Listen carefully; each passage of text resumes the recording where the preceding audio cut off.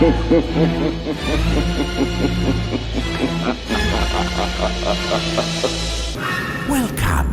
to the Cult Classic Horror Show. Every week, you can have the conversations you've always wanted to have about the films you love. Shut up! We're gonna get you. Not another peep. Get rid of your distractions and prepare yourself. Then lock your door. 5, 6, crucifix. You got a big surprise coming to you. You're not going anywhere.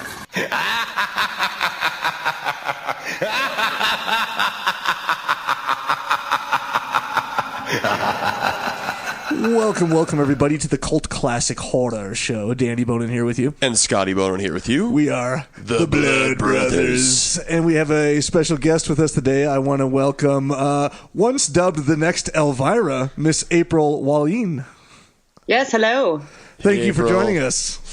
Happy to be on the show. Yeah. Well, the Rob didn't make it, as all you guys did not hear him introduce himself, as he does sometimes. So that's okay, because April's our third, and now we won't even skip a beat. Exactly. Yay. We got three people. We're going to be in a good course here. Now, we are talking about a film today, rather hilarious, fucking awesome film I never even really knew existed until April suggested we cover it. So I'm happy for that. Oh, it was amazing. Oh, man.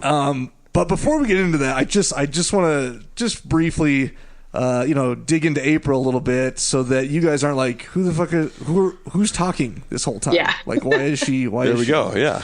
So, I already mentioned April did win Elvira's reality TV show a while back, so that's pretty awesome. And she's been known to dress up as Elvira at conventions at the Nuclear Blast booth, none other than the great Nuclear Blast record label. Scotty and I have a band, so Nuclear Blast, if you're listening, we're here for you. We're here. Yes, we're just we waiting, are. Very much so. But also, she has a book. Tell us a little bit about your book, April. Pandora Syndrome. Yeah. Yes, I just released my second book, actually, and it's called Pandora Syndrome. It's my first full-length novel, about 400 pages, and it is about a vampire necromancer who is born in the 80s, or exists in the 80s, and before she's turned, just wants to hang around, eat red vines, and play video games, but a rival necromancer will not let that happen and keeps, trying to kill her. So. Okay, all right. So It's very intriguing. There's no Twilight love story going on. Oh, hell no. No sparkling to be had. Thank No you. sparkling, of course. And I had to look you up, and I noticed that you have just worked mostly as a stand-in on like a ton of freaking awesome movies. Yeah, and TV shows. Yeah. I used to work on Sons of Anarchy and Modern Family, and now I work on Young Sheldon, and I get around quite a bit. Wow. All right. Are you in LA right now, or are you in or where are you living right now?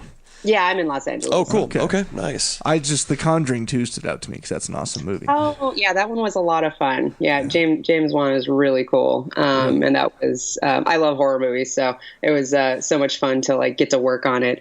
I actually got to do, if you remember in the beginning of the movie, they have that like hallway jump scare when she's reading the book. Oh, yes, Yep. yes. Yep. That was me. Oh, really? Yeah. Oh, my God, it's awesome. Jeez. I'm going to have to watch that again just to see that scene. Oh, how cool. Walking by. Now, not everyone listening is film savvy, so I know that's not the only thing you've done, but sort of explain your duties as a stand-in on these films. So as a stand-in, I work with the camera department. And so the actors will come in, they do their rehearsal for the scene, get a general idea of what's going on.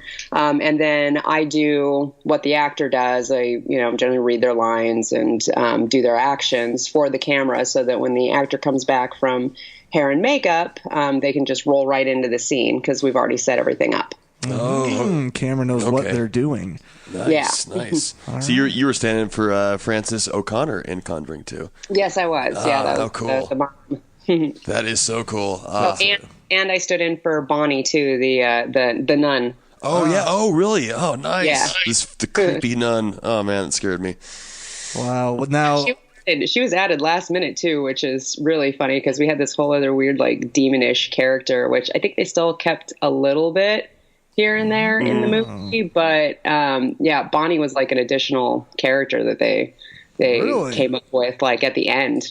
Wow. Now she has her own movie. And now that kind of proceeded with the nun that just came out. Yeah. Wow. Yeah. That's awesome. So are you? I know you've acted in a few things. Is that anything that you're still like trying to pursue, or are you mainly just writing and whatnot? I'm mainly writing, but I still pop in a few things here. I actually just did a couple voices on Robot Chicken. Oh, nice. And then I don't know, things just kind of pop up randomly. Yeah. So I didn't even realize they're still doing Robot Chicken. That's awesome. It's like they're like 1,100 something episode. I don't even know. Yeah. I love it. It's like they bust them out so quickly. I do love them. They're like, at least in my experience, they're super hit or miss, just like any comedy. I call it like sketch comedy, but it's not because it's a bunch of animated things and stuff. But but still, it's hilarious. I love it. Oh yeah, for sure. Well, There's cool. so many guest appearances on it too, so it's cool that you've been even a part of that. That's amazing. Yeah, I know. I was kind of surprised when I got the call. I was like, "Oh, okay, cool, yeah, sure." Did you get to like talk with or meet with Seth Green at all on that? Oh, I've met him a few times over the years. It's Matt Senrich is. I know him from Comic-Con and WonderCon because I've been volunteering at Comic-Con since I was like 16. Oh wow, wow! And I help run Hall H. Oh, cool! Oh, all right, which is the big crazy one for anybody that hasn't been there. Right. But yeah, so I've been doing that forever, and just over the years, I got to know Matt Senrich, and I've met Seth a few times, and so yeah, they're really cool guys. That's awesome. I actually going back to the cons, I never realized that Nuclear Blast had a booth, or that any record labels would have booths at cons. Yeah, crazy. I'm not sure how long they've been doing it. It's definitely been the last several years. Definitely at Comic-Con, WonderCon. I know they're doing that this year, and I'll be there signing and doing stuff in my half Elvira gear. I just wear the wig and stuff. I don't go full Elvira. Well, that takes a lot. People might think you're actually her then. I don't know. Oh yeah, it's. I bet. That's the thing about Elvira. It's so iconic, and if you dress, if you dress like her, people are like, "Oh, Elvira!" Oh. And then, but she's, these days it's like she mainly does appearances and stuff. I think she has like a couple of shows and stuff, but people don't necessarily know that it's not her. Yeah. Yeah. I see a lot of pictures sure. of her in her appearances where she just doesn't do the stuff anymore. It's just her. Yeah. She's been tailoring it back quite a bit. She looks amazing either way. I can't even believe. Yeah, she does. I mean, for how long she's been doing it, she does look really amazing. She does. Yeah, she's a super, super cool chick. Yeah, I do my own take on Elvira, and I'm very clear with people that That's I am awesome. not Elvira. Yeah. Well, that's cool. That you do your own take and you have your own kind of way of doing it, and that's awesome. Yeah. Well, we are here to talk about a movie, and that movie is Freaked. 1993. Oh, I love it. Yes. Bringing me back to the 90s. Yes, this was hilarious because I will admit on this show we cover old horror, a lot of 80s horror, a lot of 70s horror, and even earlier, but and they're not always super enjoyable, although classic.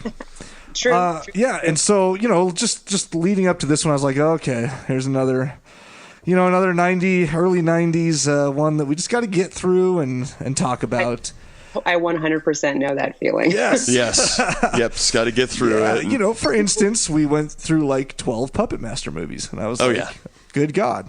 Oh my God. Or we covered The Exorcist, The Heretic, which they talk about in this movie, which was extremely bad. I have dubbed the worst movie ever made, but Anyways, here we are. I say all that just to say that I was pleasantly surprised. This movie was fucking awesome. Very pleasantly I was laughing my ass off the whole time, and that doesn't always happen. No, I try not to recommend bad movies, but my friends would definitely counter that statement. Do you have now? It seemed like you thought you just brought this movie up without hesitation. Do you have a history with this film? Have you seen it 38 times? Is it one of your favorites? It is absolutely one of my favorites. Honestly, I found a lot of my weird horror movie loves on late night HBO, and stuff like that. They just played the weirdest stuff, and Freaked was one of those little discoveries of mine.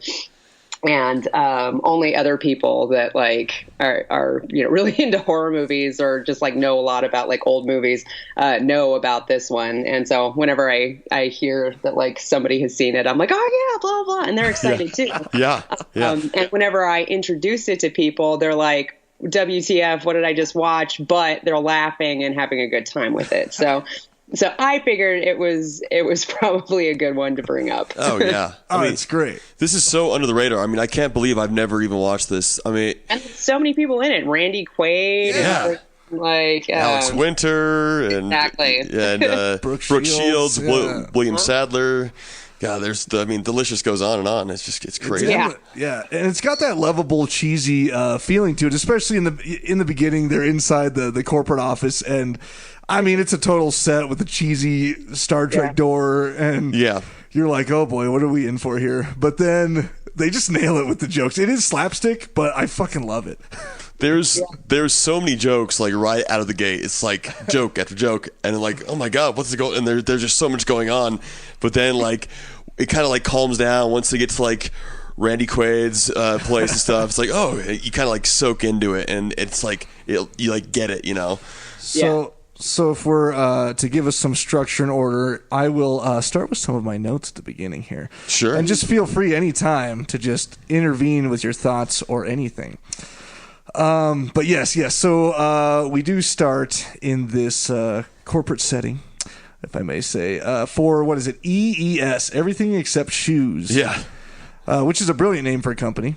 Yeah, conglomerate, big ol', encompasses everything. You might as well just call it Disney and get it over with. Yeah, exactly. And they're asking Alex Winter, who is playing Coogan. What is it? Ricky Coogan. Ricky Coogan, the Cooganator. To such a raspy, waspy name. Yeah, I don't even know what that means, but. Fuck yeah! I think it accurately describes. Yeah, right. Waspy. That's a new one. Yeah, Waspy. So he is obviously some kind of a celebrity, an actor, of course, who they want to be the face of Zygrot 24. Yeah, Zygrot. Scotty always has to remind me of the toxic chemical. Yeah. The former actor of Ghost Dude. That's right. Dude. That's right. Ghost. Yeah, the whole crowd audience repeats his famous line, whose name makes children cry, and then someone scream, and she screams in the background. Ricky Coogan. That was a good joke. Yeah, that was great.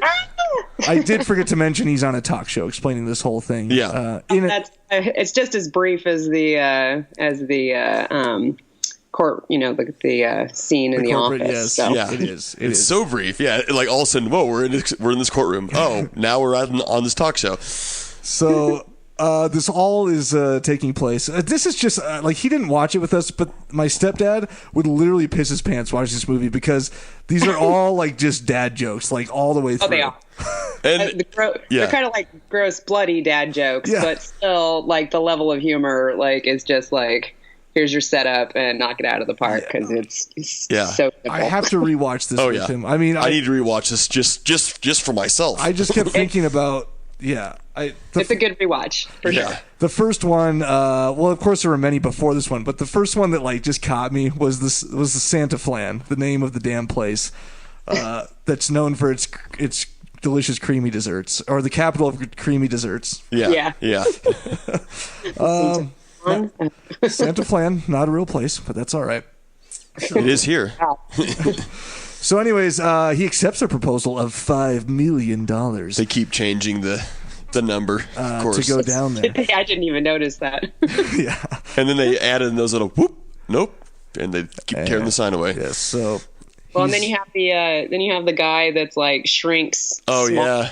yeah. You see him like, there's no side effects to this at all. And actually, apparently, the smallest version of that was, I believe the actor's name is Rob Roy. Yeah. He was the Oompa Loompa in the Johnny Depp version. Yeah, Charlie and the Chocolate Factory. Yeah, Okay. it's Never-ending story. yeah, Okay. that's right. And he's also known as Deep Roy too. Deep Roy. Is that what it is? Yeah. I'm so- I think that's his first name though. I think you got it right, his first name, but like his nickname's Deep Roy. Yeah. I believe Rob Roy is a Scottish Liam Neeson movie. Oh, nice. I knew I was getting something wrong. So thank you for correcting me. Oh, So I no worries. don't think would- Rob was the first name. I wouldn't be surprised if Deep Roy. You had it completely right. You got the last name right. I wouldn't be surprised if we just saw him. We just covered all the leprechauns, and in the second one, there's like a huge bar scene with a ton of midgets. Pardon my insensitivity. Little people. Little people, a bunch Yes. of little people. There we and, go. I wouldn't be surprised if he was in it because it seemed like they snagged every little person in Hollywood just to be in that scene. Probably. Yeah, That happens a lot. So yeah, we had the whole plane ride down there, which is just packed full of just jokes. I can't even like go back and talk about them all because it's just every Tuesday. It's like a sitcom but in movie form. Yeah. Yeah. I think my favorite part is where the little troll kid gets sucked out of the plane Oh, and then yeah. the waiter walks up and casually closes it. Yeah. Like he. Well, first of all, they're calling him troll. You know, he's like a normal kid. Well, but he he's has like got those troll ears. He has like those prosthetic ears on, Yeah. which is amazing. Yeah. Stewie is his name, and Yeah. then you see like a guy in like a wheelchair like fly out after him, and then I loved the character of the little kid, and I think he did an awesome job. I don't know who the actor was, but Yeah, I don't know. it was written great, and they picked the exact right kid, and because he's just belligerent and yelling the entire yeah, time. Alex Zuckerman. Okay, Yes, Okay. yeah, he was great. Oh, probably man. working at Taco Bell. Oh. It's like, how could you sell out, Ricky? Yeah, he did such a good job. Oh man, he was a great actor. He was awesome. He was in Hook. He played the Latch Boy, like one of the Lost Boys in Cute. Hook. Okay. The Exorcist 3, Legion, he was in. Wow. Yeah, 2016. Wait, The Exorcist 3 Legion? There's something called that? That's what it says right here on IMDb. Yeah. 2016. Yeah. We haven't seen that. Is that like officially part of The Exorcist? I don't think it is. I'm not sure. That sounds shifty. Yeah, I don't think it is. Might be. I thought it was funny when she puts the guy's bomb up in the overhead compartment. Yeah. So- That commentary that, like, nowadays people would be like, what? Yeah, I don't know if that would fly so much these days. Yeah, not with the airport security. That's what we love about the nostalgia of these films. You know, half the stuff in half the movies we cover wouldn't fly these days. This movie made today would not fare No. well. But that's why it's so, I mean, this should be a cult classic. I don't know why. I mean, I guess it is a Well, cult it classic is, it because of is. us, you know. But It just needs more attention. It needs more love. it does. Like it needs it like never got a chance.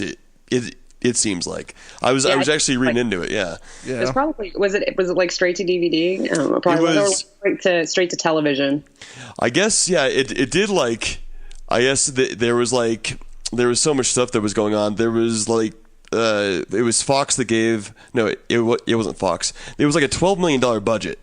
Ooh. And I'm actually reading it here, and I guess it was first named Hideous Mutant Freaks, and it was based off of it was the Idiot Box that Alex Winter and one of the producers did. It was based off that was on MTV back in like the 1990s, and then he wrote this, and there was so many script changes, and then Joe Roth, that's where it is. Joe Roth from 20th Century Fox like funded $12 million for it, and then he got fired like mid-shoot, like before it like went into production, and then the guy that replaced him like cut down everything, but then they already paid like Keanu Reeves $1 million to be in it, and so a lot of the money like went already, but yeah, so there was only a like 2-week theatrical release, and it was only in like 4 or 5 theaters, and then it went straight to DVD after that, and didn't really give VHS. or VHS, yeah. 93.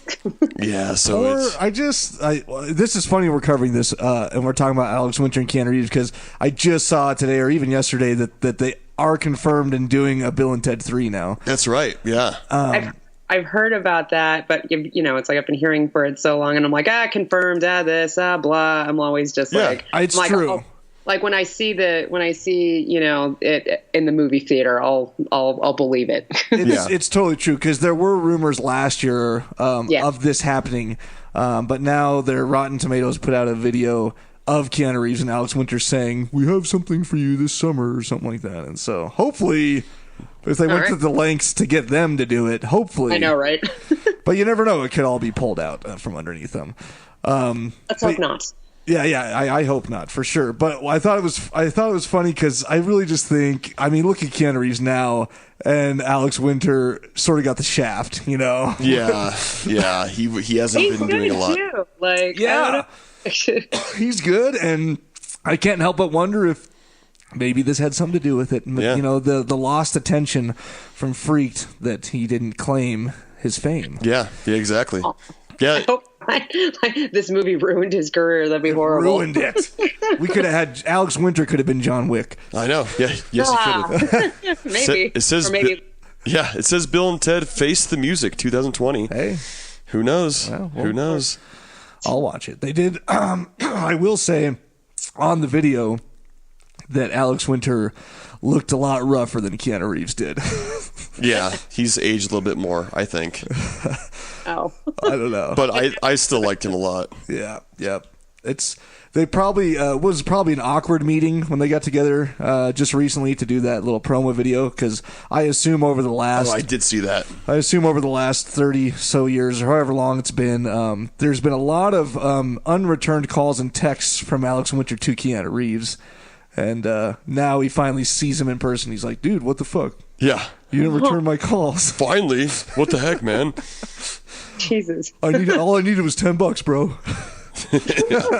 $2. Yeah, Alex Winter, he's done a lot of directing recently. 2018, a couple credits. 2019.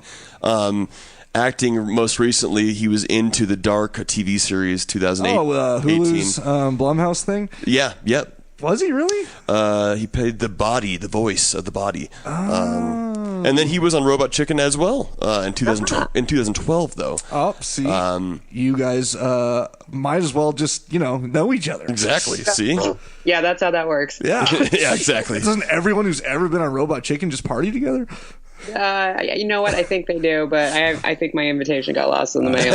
Son of a bitch. I'm just kidding. I just did it like 2 weeks ago. I don't know. Well, that's interesting. He's in Into the Dark, huh? Yeah, but he didn't do too much before that. Okay. The last thing was an uncredited something, and then the last thing before that was 2013, and then 2010. So, for those of you listening, we have done some interviews with some people in that Hulu series, so check it out. I'd like to support them. So check. Nice. Yeah. I forgot. I'm not even going to talk more about it, because I forgot who all we interviewed. But that's all right. We did it. Yeah. It's good.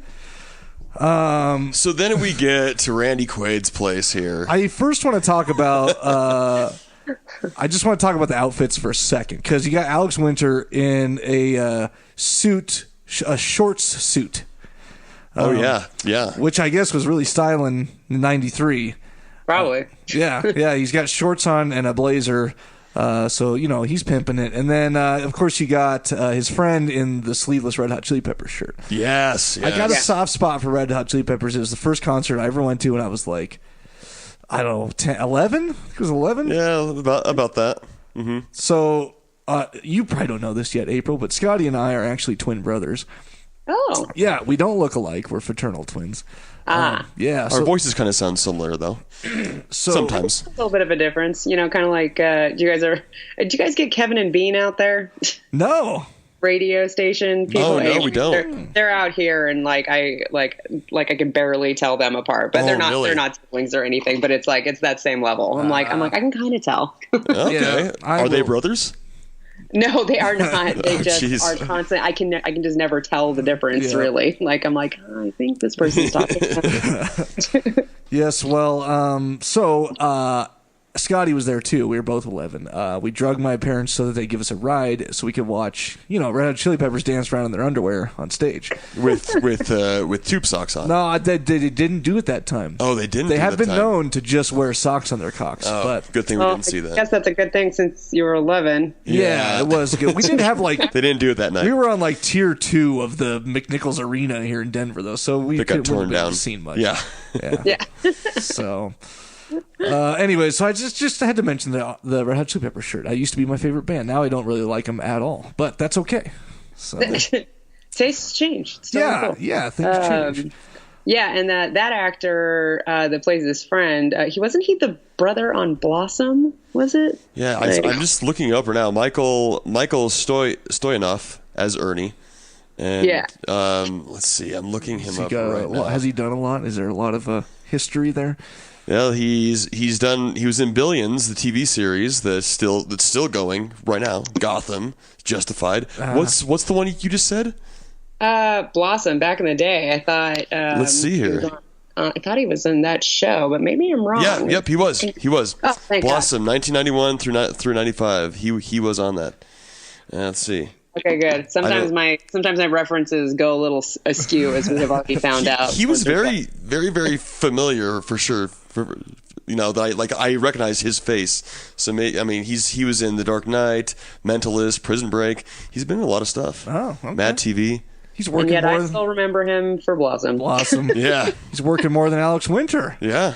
Not after Bill and Ted 3. Not after Bill and Ted 3. Exactly. He's making a comeback. It's gonna be very in demand. Yes. This movie. Get your copy of Freaked now. Yeah. Do it now. This was very Mad TV-ish. Actually, speaking of it, like especially Stewie.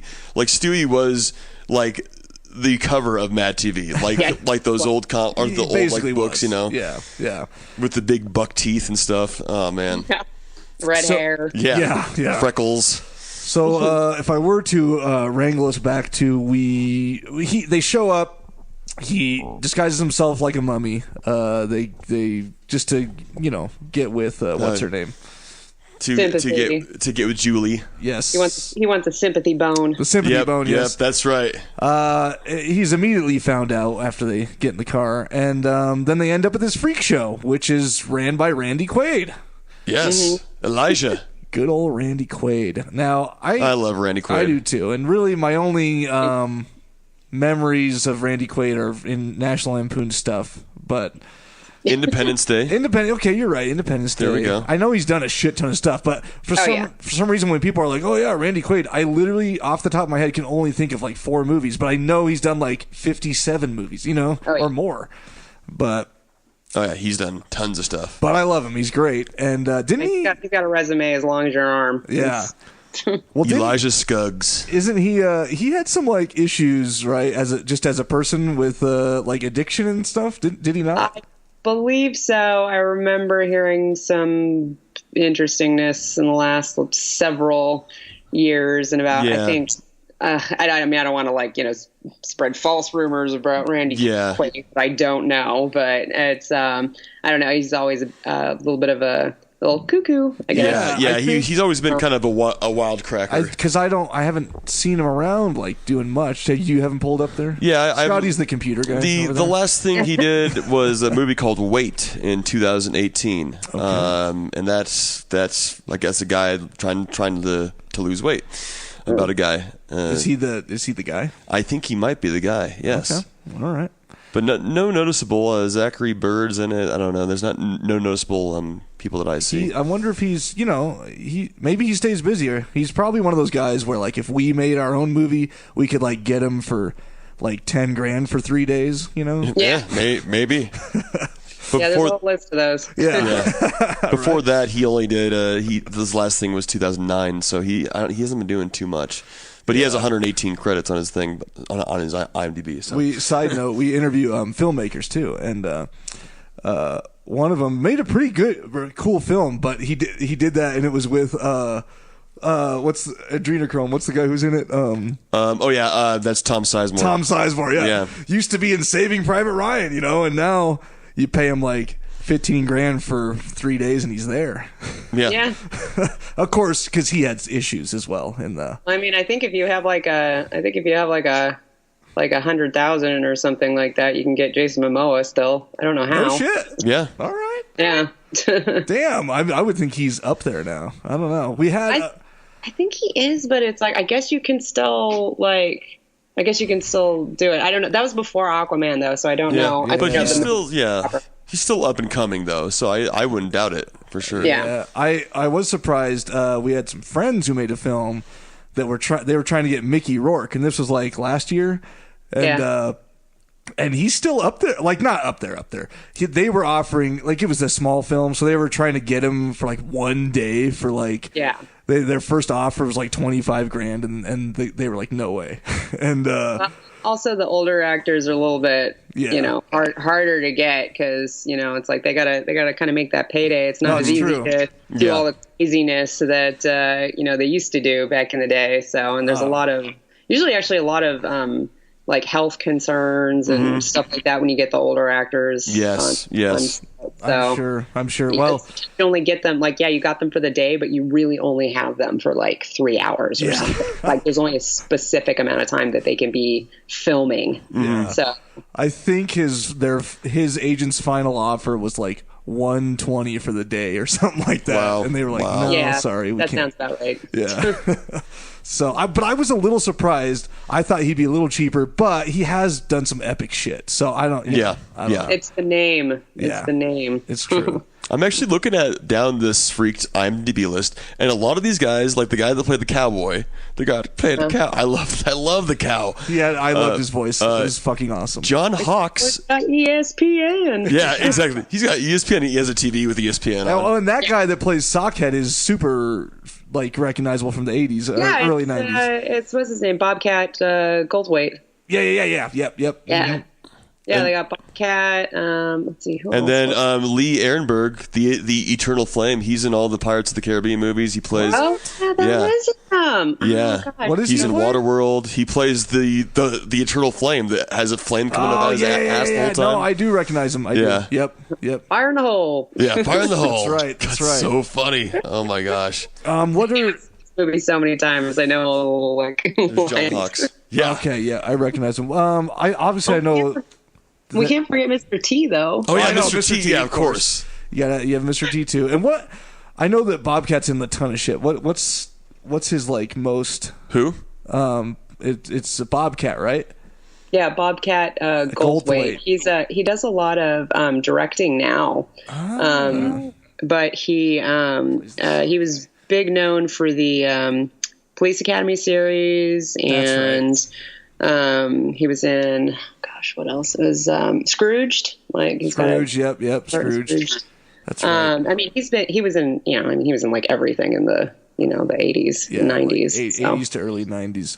You don't see him on there, Scotty? Is it the guy that played Sockhead? Yeah, exactly. Sockhead says Karen Malkus here. Maybe it's showing. He does the voice. Bobcat does the voice. He does the voice. Oh, for the voice. Okay, the voice. I'm just not finding it. All right. Yeah. Well. So the actual actor playing Sockhead, I have no idea. Oh, okay. Yeah. Yeah. Well, and Bobcat did play him before he was Sockhead, like in the little flashback. Oh, that is true. Yeah. Yeah, just a tiny little flashback there. So yeah, a lot of Bobcat Goldthwait. There it is. Yeah. I recognize. Like him. I know he's done a shit ton of stuff, but there's usually sometimes that the actor's done a ton, but there's that one obscure movie that you're like, that's what I know him from for sure. Yeah. God bless America. World's Greatest Dad, Scrooged. God, he's been in a ton of stuff. I'm just gonna look at myself because it's like I know he's in all those and I recognize him for all those, but like I picture him as this one character and I just can't. Even though he plays the same character in like everything. I don't know. I mean, Blow. He was in Blow. He was in Lion. There's so much to go through. You'll have to look it up. Yeah. Well, okay. So we've met Randy Quaid. We're at the Freak Show, except they're closed tonight. And but he has a special show for them if they want to join him in his shed. Yeah. Oh no! Don't go in the shed. Don't go in the Never go in the shed. Never go in the shed. We know this from this movie. So they do, and they get turned into freaks by this machine that he has, well, we think has commandeered from everything except shoes, but they're in on it. With the chemical Zygrot 24. Yes. Toxic chemical. And all you have to do is rub it on yourself. Yeah, and it basically just looks like, Gak from friggin' Nickelodeon. Yeah. Just this bright green goo. And it comes out of like a soft serve ice cream dispenser. Yeah. So cool. Yummy. And it was so funny. I just loved like the first like claymation transformation of Ernie and Julie. Yeah, just like Gumby. Gumby jerking off, and he's flipping him off. I was like, I had to rewind that. Like, wait, was he just jerking off? And sure enough, I'm like, why did Gumby disappear? And then it was like the other guy that was from, I forgot. It was some other character. It was all over the place. It was so cool. I liked right before that when he pulls out the Ramada towels that he's not supposed to have. Oh yeah. That was hilarious. These, and then they all scream, "Oh no!" Have these. I have stolen a towel from a resort in Mexico because it was very nice and fluffy. Yeah, well, You. I can't believe you. They're still looking for you. I know. They're still like, what the hell? My wife wanted to steal the whole comforter, and there was no way we could fit it in the bag. No way. Well, to be fair, if you steal those things, it's not really stealing because they're just going to charge you for it. Exactly. So Yeah, that's probably true. you need to make peace with the fact that you just stole something that's been used by like 100 other people. I didn't think about it that way. It's actually currently the towel I used this morning, and I stole it like You still use it? 6 years ago. Is that from the Royale? It is from the Oh my Royal. gosh. How'd you know? I just knew you stole it. There's a towel hanging in my bathroom. It says the Royal on it. It's from Playa del Carmen. Well, I would say that it's very firmly yours at this point. However, Yes. who knows how many people used it before you, and you're welcome for that mental image. Yeah, I know. I'm sure the maids took care to wash it vigorously. And if I ever go back, I will And in return bleach. it. Yes. You will not return it. I'll return it if we No, go you back. will not. You will not return it. I'm actually kind of bummed that our other third person's not on here, Rob, because they talk about Kevin Costner. in this Rob movie. is fucking obsessed with Kevin Costner. Randy Quaid says, "Look at a guy like Kevin Costner, like a giant peach grove who can fart at dinner or something." He says something. It's so quick. You see Kevin Costner, and I see a giant peach grove that can fart the Blue Danube or something. like that. Yeah, something like that. Yep, you got it right. Exactly. So that was great. I remember these things. Yeah. Like, how do you come up with this stuff? It's just What's wrong with me? all these like I just love it. They're like just retro 90s, like confusing dated 90s jokes, and then they're like good and bad jokes, but they're just all there. I love it. So good. So they all get transformed and then entered into the shit house, which does the old effect of the Arabian tent that is massive on the inside and small on the outside. It's like the TARDIS, but it doesn't move. Yes, exactly. What is the line? He says, "Oh, there's our." Good use of space. Good use of space. Well, thanks to Bob Vila. Bob Vila. Which I don't. I mean, that's. I guess. I don't think it was actually Bob Vila. I don't know. It probably wasn't. And I don't really know who. I mean, that was a little before my time. That was probably like my parents' HGTV. I don't know. I'm not that young. Yeah, exactly. He was the big like home makeover person for back in the early '90s, late '80s. All right. He did make a couple appearances on Home Improvement. Oh, the right. Home Improvement show. Yeah. And I actually Googled it, and there he is with Tim Allen and the other guy, Richard Carnes, I think is what his name is. But but yeah, it was kind of funny. But yeah, they were just like going back. See, that's even like a dated joke too. It's like, who the hell is and the jokes Robert? Are just going to get more dated as we age. It's very true, and I'm not like that young. I'm 33, and so I was 10 when this or 7 when this came out. And like they were saying, this is very 90s, very MTV era with the Idiot Box. So when they did the Idiot Box, when Tim Stern and Alex Winter, those are the guys that came up with this. And so a lot of that was, inspired from that for sure. The good old MTV era. I remember sneaking Beavis and Butthead at my grandma's house. This is so like Beavis and Butthead. Yeah. I used to have to like watch it in a room, and then if I heard her coming, I'd have to like switch it real quick to something else. That was inappropriate for us to watch. Luckily, my mom never cared what I was watching, so. Oh yeah, well, my That's a mom good didn't thing. care. It was only when I was staying at my grandma's house. She'd be like, none of that okay. Beavis and Butthead for you boys. Yeah, it's so funny.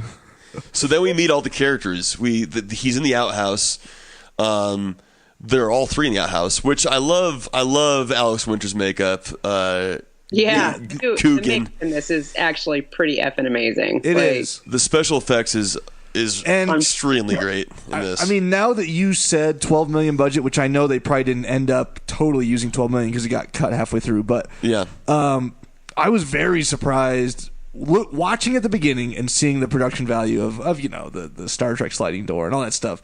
And then all of a sudden to see these awesome effects and even some of the animation and things, I was like, oh wow, they like did have some money on this movie. Yeah, and then those Rastafaris. I mean, Yeah. like the Rastafarian shooting eyeballs. Yeah. Rastafari. So cool. Shoot, man. They shoot that, and they have like their little Rastafarian hats on and stuff. Yeah. Oh my god. Yeah. There was some good stuff. Like, in it. where did that come from? Oh my god. Yeah. Yeah. So yeah, great makeup. I thought about pausing it and didn't, but I wanted to take a closer look at Alex Winter's mouth because it like went from his normal lips seemingly into the other ones, and I don't know. I was just really curious how they did that. It looks so uncomfortable. Like Yeah. I can only imagine. Like I'm sure that half of that drool that was coming down off of the mouth. I mean, some of that had to be his. Yeah, it had to be. They probably didn't even. Open half the time. Yeah, they probably didn't even mean to have it. It just started happening. Yeah. He was actually claiming. I was reading that he claims a lot of the slobber was just his, that was just running out of his mouth because he couldn't just keep it from doing it. It just happened. So it was realistic. Thing on your face, it's like God. Yeah. It was great. So then we meet the characters, and have we even mentioned this since we started recording that Keanu Reeves plays? I briefly said I said Keanu Reeves got paid $1 million, but I didn't say that he played a character. What is it again, April? Ortiz, the dog boy. Yeah. Ortiz, the dog boy is Ortiz, the dog boy. Like Colombian, kind of like I'm going to lead us to freedom kind of guy. Yeah. And he had that accent for sure. That's why I couldn't even tell it was Keanu Reeves. You had no idea. Yeah, either. They paid all that money and you can't even tell it's him. I don't think he's even. Is he actually listed as Ortiz in there? Because I don't think he's He credited in it. He might be in the. Is he in the rolling credits at the end? Because he's certainly not top billed on the cover or anything like that. No. Yeah, it's like one of those things that it's like unless you knew it was him or had access or to something you didn't know it was him. No. That's something that came out I don't know a while. Yeah, I know The movie, I think. Yeah. Well, and how? So you said they paid him $1 million. Yeah. I guess he was worth as much at this time because had they done both Bill and Ted's before this, right? Okay. Yes. Mm-hmm. Yeah, he had done. I think actually this might have been after. When was Speed? No, Speed was probably 95, maybe 94, I think. Maybe this was after Speed then. This was before Speed. If Speed was 94, my computer just shut down. Although I thought that one thing online, says that this is 93, and one thing says, 95. So. Oh, the debate. I don't know. I think it is 95. Did you say 95, Scotty? This said 93 on the thing. Speed is 94. Yes. Okay. All right. I could check my DVD, but I'd have to dig it out. Yeah. That's all right. The IMDb says 93 for this, but who knows? Yeah, it says Keanu Reeves was paid $1 million for his uncredited role as Ortiz, the dog boy. uncredited. Yeah. It's have you guys ever seen the Tales of Baron Munchausen? No. Okay, that's a movie that has Robin Williams in it, and he's uncredited in there. Oh. So it's it's something that they just do sometimes. Yeah. Like a big name actor, and sadly, it's usually kind of to get around union jurisdiction. I'm sure. Yeah, I bet. Yeah. Like it'll be a non-union film, but they can't have this union person, so they just kind of like sneak in there and leave it uncredited. It's like, okay, That's well, probably what the case was here. I bet. maybe. Well, it's our fault. Keanu Reeves, he's getting a letter from the union now. Well, it's on out his in the open. It's on his IMDb page. This movie is. All right, So. all right. He's already been found out. Yeah. Well, I think if you look at Robin Williams' page too, I think Baron Munchausen is on there as well. Yeah. But just Okay. as Ray Soleil. Okay. What I didn't get, what comes up next, is I guess I sort of got a little more later on. They introduced all the characters, and then they're playing a game show, basically. Yeah. Which is where they, Hollywood Squares. yeah, which Yeah. I guess is just an extravagant way to pass the time, right? I mean, Yeah. Yeah. okay, That's- just to have another. It's a dumb reference that they're making to an old game show, Hollywood Squares. Sure. Like Hollywood I don't- Squares. like that whole Paul Lynn thing. I'm like, I had to look that up. I'm like, I don't even know what. What's like, going and the on? secret square is Paul Lynn. It's like, what? Like, Yeah, I didn't know that. Yeah, that kind of confused me too. What did you find out about that? I can't remember. It was something weird and obscure. Like it had to do with Hollywood Squares, Okay, though. all right. So it was. Yeah, Yeah. it was during that game when they said who starred in Exorcist 2, The Yeah, Heretic. it was. And Olivia Newton-John, and then Alex Winter's all down in the dumps. Blair. It was Linda Blair, yeah. By the way, it was Linda Blair, yeah. Which I will repeat. I might be the worst movie I've ever seen. I'm not. Yeah, it's really I bad. really don't like it. It's Really, a really really bad bad. movie. And then they did the third one that was really good, and the first one's really good, and I just don't know what happened in number 2. Yeah. Sometimes this happens. Yeah, it probably would have been better. Linda Blair refused to get into makeup on the second one, and said she'd only do it if she didn't have to get into makeup, and so that's probably part of it. Yeah. After receiving death threats on the first Yeah. Exorcist and Yeah. all this stuff, and Jesus. yeah, people are dumb. Well, she Oh, was just yeah, when you- traumatized from it too. A lot of people too, like when religion is a super touchy subject for a lot of people. true. So when you get into the depths of it, you're going to piss somebody off. So Yeah, it's like, true. well, That's true. it's just a thing. Yep, exactly. But yeah, strange that they would pick Exorcist 2 as the trivia. That's interesting, though. After that, he was like, I need to call my agent about that Gremlins 3 audition. Yeah. It's just a throwback for a Gremlins movie there too. It's like, oh, I was catching all these little things Yeah. because there's so much that you. See, I have to watch it again because I know there's just tons that I just missed. And you Yeah. will enjoy it on the second watch, trust me. So yeah, they play the game shows to pass the time. So that's pretty. I know that later on they play Wheel of Fortune, which of course is still a shit game show today. So Real Fortune, dude. I've never heard of that one. yeah, what? What? Vanna's doesn't even do shit anymore because it's all digital, but you still got to be there to touch the squares. Yeah. Yep, you're right. That was kind of cool how they did how all the characters got there and what they looked like before they were transformed or deformed. And Yeah. Mr. Tease was just the best. You'd be better off without a dick. You get to keep the beard. Okay, He's like, okay. all right. Yeah, There really is some beard lady or beard woman, beard lady. beard, Yeah. beard, Woman. Yeah, beard woman. Yeah, Bearded man. Bearded. No, it's Bearded I think- lady. Bearded lady. Yeah. bearded lady. Yep, there it is. There is the writing is good in this. And I'm surprised that I don't know, has Alex Winter and what's the other guy's name? Tom Stern? Stern. Have they written other things? Have they written a sketch comedy? Because that would be funny. I mean, they have some funny they shit. have. I think they've worked together on other stuff. I couldn't tell you what. I don't know. So they did the Idiot Box that I was telling you, which was on MTV. And that was a for show? little bit. Yeah, that was like a sketch comedy show. I was Okay. just All right. just looking That up. makes sense. Yeah. Mm-hmm. And he's done a lot of directing since. Sure. But I think he's done quite a bit of writing after this too. Well, Good. yeah, what I was going to say is that they, sometimes I jump ahead because I don't take notes. I was sometimes. just looking at the Idiot You guys Box. are more organized than me. I'm just popping in with commentary. Well, the 'cause I've next seen- note I have is about when they're starting the show for the first time, the Freak Show, for an audience now, and I thought it was hilarious when he announces that maybe the more sensitive audience member should leave, and you have the Yeah. Two gay guys that are like, Apparently that was Alex Winter and Tom Stern. it was. Yeah, that's Really? That's what it said. so Yeah. funny. What? Yeah, it says know Tom that. Stern and Alex Winter play the two gay yuppie types who leave the freak show. Upon hearing this disclaimer beforehand that the questionable material may not be suitable. Wow, didn't realize that. Yeah. Apparently, I guess. Now I have to go watch it again. I know. See, yep. Now you have to go watch it again.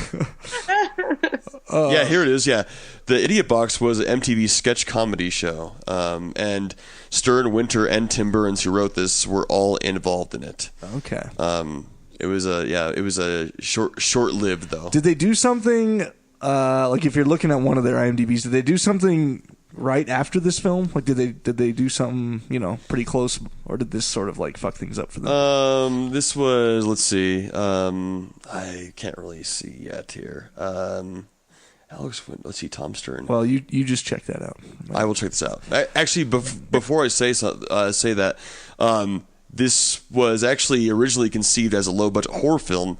Freaked was, and the band Butthole Surfers. Oh yeah. Featuring the band Butthole Surfers, which they have a song in this, but they were going to do like the whole album and do all this stuff. Freaked went through a bunch of rewrites, eventually developed into a black comedy set with a sideshow, which was picked by 20th Century Fox, which I said. But after several poor screenings, it changed into and a change in studio executives, which the guy got fired. And then the other guy that came to replace him thought the movie was too weird, pulled it from wide distribution. That's why it only made 30,000 in box office. Well, didn't you say that, like, one of the Butthole Surfers, like the singer, was going to direct? Yeah, the singer was going to help direct too with them, but yeah, that didn't happen. So I used to listen to Butthole Surfers while playing Doom on Super Nintendo. Yeah, they were great. Just a fun fact for you there. I remember, speaking of MTV, Gibby Haynes, that's his name. Speaking of MTV, I do remember the video for Butthole Surfers' most famous song, Sugar, right? Yeah. Something like that? Cinnamon and sugary Yep, and softly spoken lines. That's the one. Ever wonder what whatever. Yeah. All right. So, anyways, gay guys leaving, and what else? Oh, well, I probably jumped ahead here because the next thing I have is the whole the milkman disguise. Oh yeah. Which was hilarious. I thought it was so. I didn't catch it the first time around, but it was so hilarious when he gets the milkman to come look at his turd because it looks like a naked Winona Ryder. No. First, it's Kim Basinger. Oh, that's right. But she's naked. I just took a shit and it looks like Kim Basinger. Oh, naked. Oh, okay. This I gotta see. This I gotta see. Yeah. Then he comes out. Maybe Winona Ryder. It sort of looks maybe Winona Ryder. Yeah. That was great. Just a normal looking turd. Maybe Winona Ryder. It's hilarious. I loved it. One of 12 milkmen. Yep. Oh gosh, yeah. And Randy Quaid sees it, and he's just like, looks like, yeah, they'd be upset too if there's that many milkmen on one route or something. Yeah, because they're like 8. Yep. And Keanu Reeves is like 12 because 12 is fine. 13 is just silly. Yeah. Yeah. Apparently, Mr. T got really stressed out towards the end of the set and left the set 3 days before filming was finished. Oh. So they needed him still, so they had a scab T, a fill-in, a stand-in, and the cage shot during the battle between the huge Stewie and Ricky, Mr. T was unavailable for redubbing the scene, and so there was one there for him, but then the Mr. T was unavailable for the redubbing for the Milkman scene, so you don't see him in that scene. I don't know if you guys noticed that. No, I didn't notice that. Interesting. Yeah. Interesting. I can't imagine Mr. T getting all pissed off. Jeez. Yeah. I did love the hand puppet dying and the blood from its hand mouth. Yeah. Oh gosh, that was amazing. Just this kind of shit that like The Bobcat, no. Yeah. and then when you take the hand off, like in the show, when they do the sideshow, like they're like, oh, okay, this is kind of fun, him with his sock head and stuff. And then you realize it's just a hand under the sock. Yeah. Everyone's like, boo! Boo! What is this? That was great. He's like, You're a big freak. It's like, wait, you have a hand for a head. What the fuck? he's like, puppetry is a respected profession or something. Yeah. Yeah. And all three hands flip the audience off. Yeah. Oh, it was so awesome. God. Yeah. I think I'm gonna buy this DVD. You should. Yeah, You should. I have to. Hopefully Alex Winter gets 5 cents. Supposedly, Stars came out with the remastered version, which has commentary on it and shit and whatnot. See, we got to get that. So that is out there. Normally, April, when we cover things, we try and we didn't do so much on this because we need to have you as a guest, and we'd have probably a lot to talk about. But I try to buy like anything that has commentary or any extras we can get. Yeah, just to There's try. a lot of good information in there too. So yeah. So I usually end up watching the movies multiple times. We just did Leprechaun, and I didn't do it, but like 2 of them had like 4 commentaries on each one. Oh my god! I was like, I'm just gonna pick one and watch that. Let's go with the director. Yeah. So the director's commentary. So I was just looking here too. So after Freaked, he wrote his last thing was he wrote in 1999. He wrote Fever, and then he wrote a couple in 2013, 15, and 18. Okay. He's currently working on Showbiz Kids, which is a documentary, but that's. He kind of went sour a little bit after that, but obviously he's doing some directing and whatnot too. all right. Just a bunch of short stuff and TV movie things. So Yeah. nothing too big. Yeah, you probably mentioned them, and then we're like, oh, because it's like, like the signifying of failure or something. Yeah. It's a great movie. Yeah, I know. Come on now. Yeah. I mean, okay, maybe great's a bit strong, but I really enjoyed this movie. I think it's enjoyable for anyone. I think it's very underrated. Yeah, for sure. very underrated. Yes, definitely. And I know some people would be like, "What the hell's going on? This is confusing." Blah blah blah. But you just gotta appreciate it. Especially you get that like '90s jokes, and I mean it has like a feel of like Airplane and like Naked Gun. Yeah, like Leslie Nielsen movies. But it's like a lot of like grossed out stuff, and I mean I wouldn't call it it's comedy. It is. It's horror. It's science sci-fi? fiction. Yeah, I was at dark horror, like gross out. Yeah, gross out really should be a category. It should be. And I think that Alex Winter, and even I think it stood out more because you could see his expressions before he mutated. Obviously, I just think he did a fucking awesome job. Like in any other genre, obviously he'd be like overacting it, but that's what this called for, and I think he just nailed it. I think he nailed it. Yeah. You have to do this. It's a freak satire. It was. I mean, nailed it. It was. I really enjoyed this one. So I'm like going back, but when they like land on the plane, when they see like the plane, the plane landing, it explodes. And sure glad that wasn't our plane. It's just it's like just those little things in there. Well, that's what I was watching. That I'm like they had. Then the plane part falls behind them. Yeah. And I was like, okay, well they had some money here. Yeah. I was watching a review on this. These 4 guys. It's on Cinemassacre. That's what the name of their YouTube channel is. They did a really good review on it. So you guys should definitely check that out for sure. Yeah. They're like, we love this movie. I haven't seen this movie. I never even heard of this. We loved it. I'm like, see, that's how I feel. Everybody likes it. Everybody does. I haven't shown it to anybody that didn't like it. We're spreading the word. We're fighting the good fight. Yeah, we gotta spread the word to our Facebook group. Yeah, we had a couple people in the group pop out like, "Oh yeah, classic." So it's far and few between. It kind of has that like Dead Alive feel. It does with all the deformation and just the grossness and the gross out and all these like Alex Winter's face. Yeah. It's just like all the dumb jokes. It's just it's just like what? Why would you? Okay, like sure, okay, exactly. Let's just roll with it. It's great. Yeah, I would put them both in the same genre if gross out was a genre. Yeah. Well, yeah. I mean, that's my notes on the movie. I don't know if you guys had other thoughts on it, but I enjoyed it a lot. Well, there's so many good like. in the scene when they're all watching the freak show, and you get Quaid that's going to give him the special green stuff to make him bigger and kill everyone. Yeah. You always see that Professor. Super freak. Yeah, super freak. You always see like that Professor Nigel Crump from Oxford University. Yeah. Who is that? I mean, like, why is there any? Well, I do like how he gives the lamed down subtitles for the Shakespeare that Alex Winters is quoting. Because he's like, and then they The cry. winter of my discontent. I am ugly. Yes. Yes. I never get laid. So good, but yeah, you have that guy, and they just like do it like a caption above his head, or like an arrow pointing to him in like the background. Yeah. Yeah. I did forget to mention how they wrap it around. Obviously, he grows big, but then he turns on what's his name, and then Stewie. Stewie gets the can because Stewie gets good back mutant freak formula as opposed to bad mutant freak formula. exactly. Yes. He gets purple.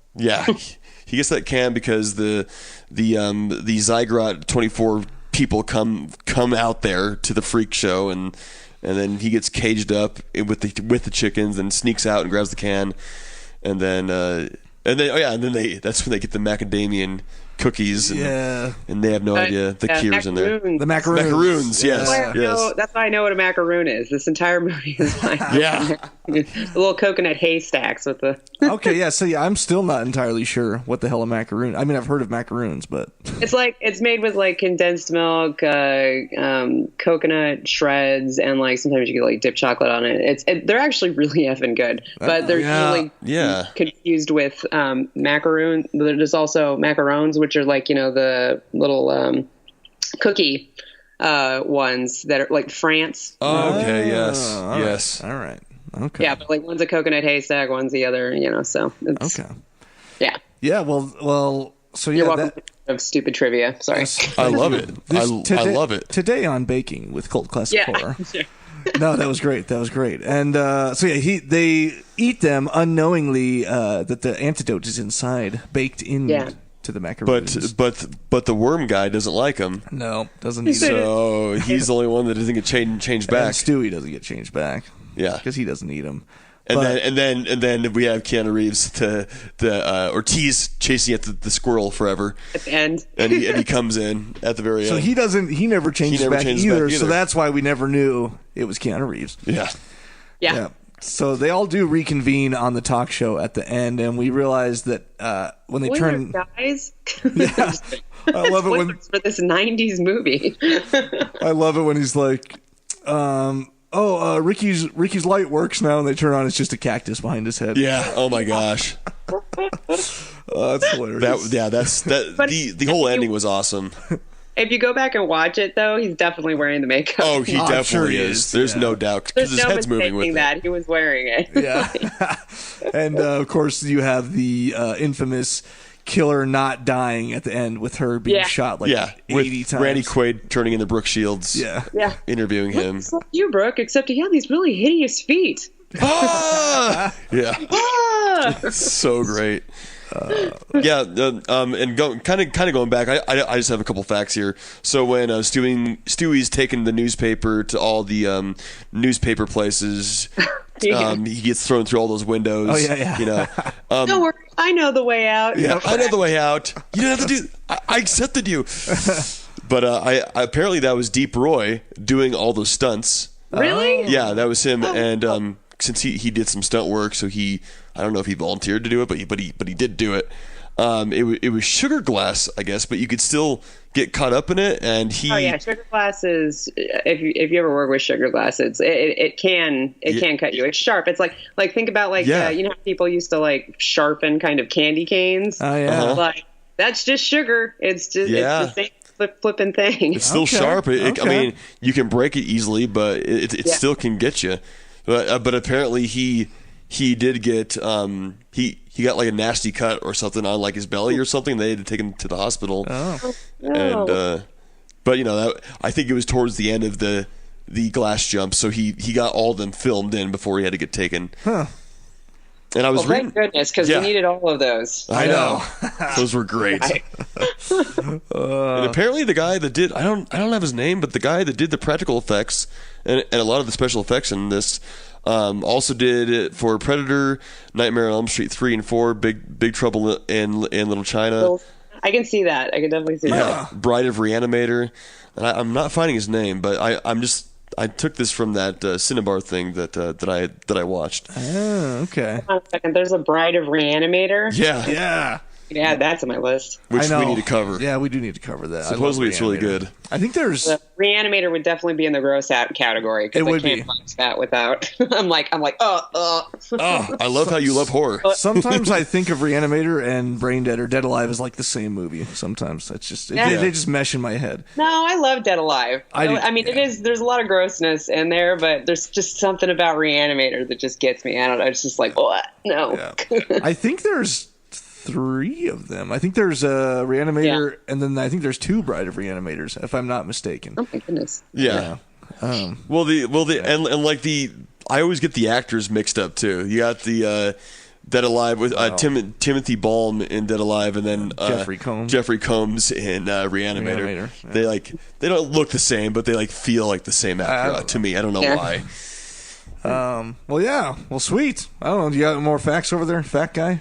You called me fat? Fact guy. Back to the sea. I don't know. There's just some other, not really facts. There's just some other crazy stuff, like the clown. They come in. The clown said, "I will fart your weight," and there's 100. I didn't get that.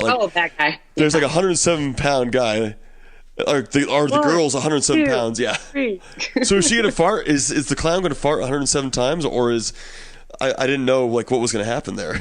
I think he's gonna fart your weight. He's gonna fart 170 times. That was so great. That makes sense. But I mean, overall, I think this movie didn't get a chance. I mean, if it was released wide release, I think it would have been really, really good. And I think it's teenagers. They loved it. It deserves a lot more. Well, I think it could have what it got. Could have had the potential to be up there with not quite as high up because of the raunchiness, but with the Leslie Nielsen spinoffs, that you see. Yeah. Like Naked Gun. Yeah. So I mean, it's not as family friendly, obviously, but Yeah. The dad jokes are definitely a lot less. yeah. Yeah. Yeah, less prevalent. Stepdad jokes. Yeah, they're stepdad jokes. And that's exactly who I want to watch this. My stepdad. Yeah, my real dad would be like, I don't know what's going on right now.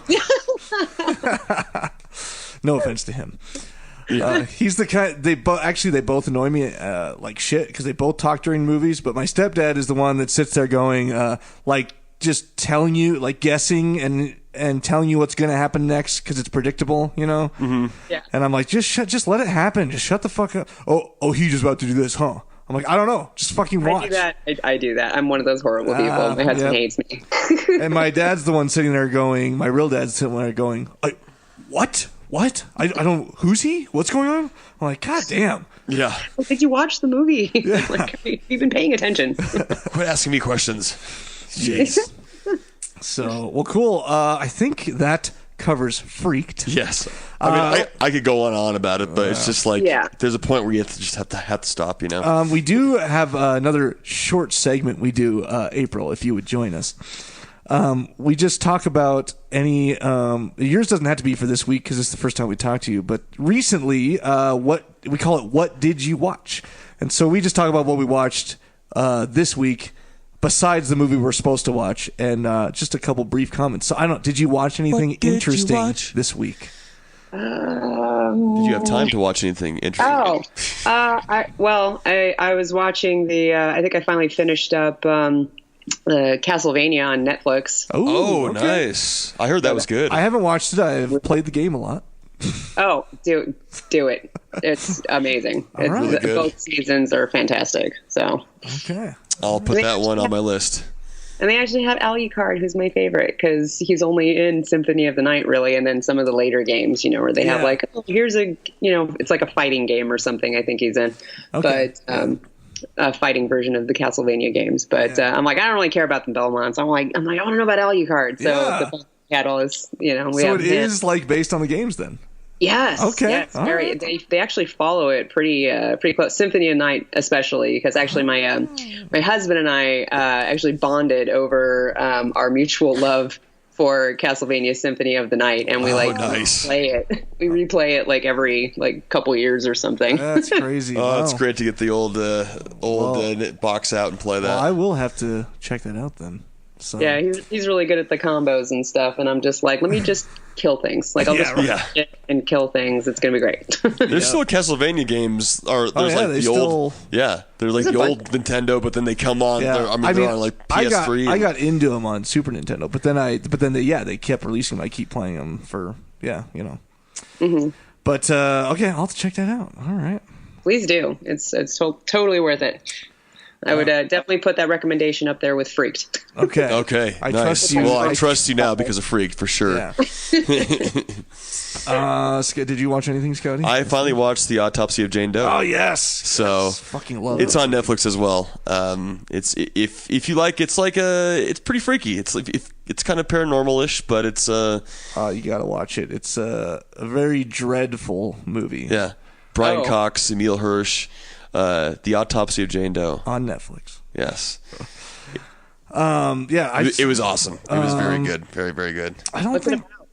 It's basically it's a Jane Doe corpse that they take into a morgue. Morgue And it's the two guys that are there overnight that are embalming her and everything. that work at the morgue. Yeah. And just shit starts to go down. But I forgot you just watched it, Scotty. I think it's because her body was used in some kind of ritual or something like Yeah, that. yeah. There's still something attached to it, and Oh, neat. I like that. That's cool. Yeah, it's pretty trippy. which yeah. they did just come out with, which I think they totally ripped off. They just came out with the possession of Hannah Grace. of Hannah Grace. Yeah, which is basically about a girl who supposedly died from an exorcism and then is taken to the morgue, and then the morgue people, it's their journey with her overnight. And I Have to watch back to back. Yeah. So I watched. Autopsy of Jane Doe was like last year. Yeah, it was And 2016. Hannah Grace just hit DVD. It was in theaters briefly, and so I did watch it the other day. Hannah Grace, and I was like, they just watched Autopsy and was like, let's make a similar movie, but about a possessed girl. Yeah. And it's not as good. It's not as good as Autopsy of Jane Doe. So Yeah, Anyways. it was definitely good. You should definitely see it. It is really good. I didn't. I didn't watch shit. You know what? I've been watching. This has nothing to do with horror. I've been rewatching Game of Thrones because the new season's coming out. So Oh yeah. yeah. Wait, are you seeing all of it? Yep. I just finished Okay. season 2. Dang, dude. I know. So I'm just going through all of it. So I've just watched a shit ton of Where Game do of you Thrones. find the time to do all of this? It was. I jeez. haven't had time for like 2 months to watch anything, and then just this last couple weeks have been slightly freed up at night, even though I do have 2 kids. So after we put them to bed, it's like Oh my God. I can squeeze like 1 or 2 episodes in. That's crazy. I think you just don't sleep. I don't think you sleep. Just solid 6 hours. There you go. I barely got time to watch this movie. Usually I'm the one like I didn't watch anything this week. So it is hard, because we watch a movie every week for the podcast. In the golden days before kids and stuff, I would try to like always watch a movie at night before I would go to bed, and I've had the luxury of the last like week to almost not every night, but almost every night watch like 1 or 2 episodes of Game of Thrones. So They're not short, so. No, they aren't. They aren't. But last night They're not walking. They're not like watching a episode of Robot Chicken. Yeah, it's true. No. But last night, my wife Shannon was not here, so I couldn't watch Game of Thrones. So I just checked out Triple Frontier, which is a Netflix original with Ben Affleck. It has nothing to do with horror. It was a good movie, though. So I try not to elaborate much unless it's subject relevant. But Yeah. but yeah, it was good. It was decent. I mean, I watched Moana 3 times last night. I was Oh, good joking. God. Just joking. It's a great movie, though. It is a good one. It is a good one. Yeah. My favorite probably has to be that stupid Shiny song with the Flight of the Conchords guy. Oh, yeah. Jermaine. Yeah, I forgot his name, but yeah. Is that the crab guy? Yeah, Crab Guy. Oh, yeah. It's the best. I love that song. Yes. All right. Well, before we totally wrap up, where can we get your book, April? At www.aprilwahlin.com or Amazon or Kindle, or it should be available on all major book sources as far as I know. Oh, nice. All right. What's the name of it one more time? That would be Pandora Syndrome. Pandora Syndrome. I'm on your website right now. Not to be confused with apparently some cat thing that's called Pandora Syndrome. I don't know. If you Google it, some cat thing pops up. Oh, really? I don't know about that. So I'm like, okay, well, if you do hashtag Pandora Syndrome, it's literally just all of my stuff. So all right, well, nice. You've taken it over. Good. Yeah, AprilWahlin.com. Yes, nice. It is yours. That's WAHLIN. Yes. We will post the link in the description of this episode, so you guys can check that out. Yeah, and anywhere else you want people to follow you on? Instagram, April Wahlin.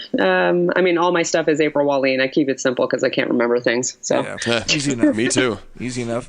Look for her at the Nuclear Blast booth at any convention you happen to be at, if they're there. Well, WonderCon or Comic-Con. It's usually in Southern California. There you go. Well, the main ones. Yeah, the main ones. Yes, the main ones. The Comic-Cons. I got to start doing Monster Palooza and stuff like that, but I got to figure that out. There's so many. There's just so many to get to. We actually need to start doing some cons. We have one of our bloggers out in Pennsylvania. I sent him a banner and stickers and stuff, and he just goes and does them for us because they have a lot in there, because that's where Romero's from and Nicotero, and so they do.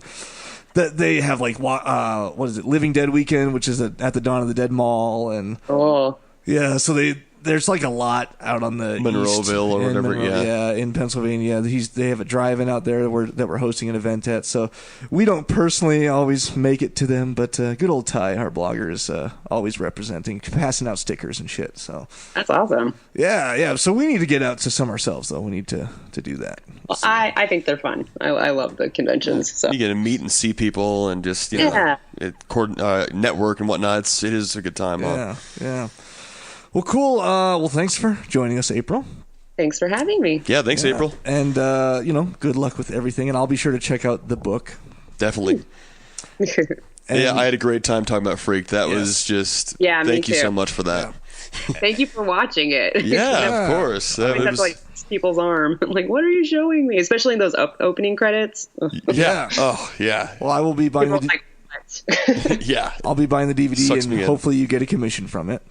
Yeah, that'd be great. That'd be fun. Yeah.